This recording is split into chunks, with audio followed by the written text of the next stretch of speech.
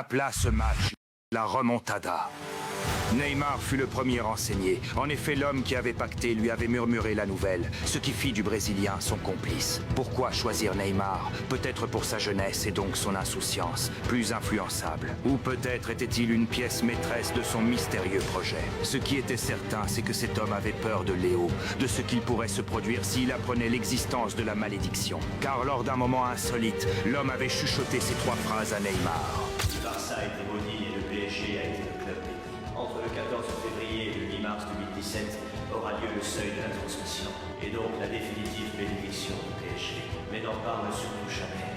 Adieu. Le jeune Catalan garda cette information pour lui, sans réellement lui accorder une quelconque crédibilité, jusqu'au 14 février.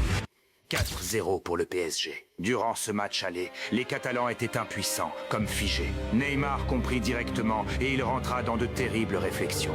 Mais gardait tout de même espoir grâce à son coach et grâce à ses coéquipiers qui dégageaient une apaisante confiance de leur chakra. Ce qui lui fit complètement oublier cette malédiction, car à la 50e minute du match retour, le Barça menait déjà 3-0.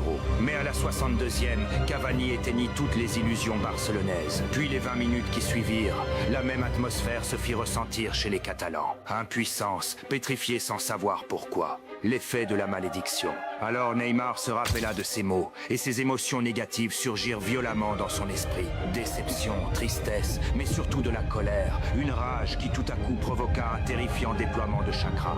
À ce moment-là, Neymar éveilla son Ginga éternel. L'ultime forme du Sambaringan, qui s'éveille suite à l'explosion des multiples sentiments du ninja. Les 11 Parisiens furent soudainement paralysés. Ils ressentaient de la peur, mais aussi de la contemplation à la vue de ces pupilles. Le Genjutsu fut si puissant qu'il secoua même l'arbitre. Coup franc. Penalty.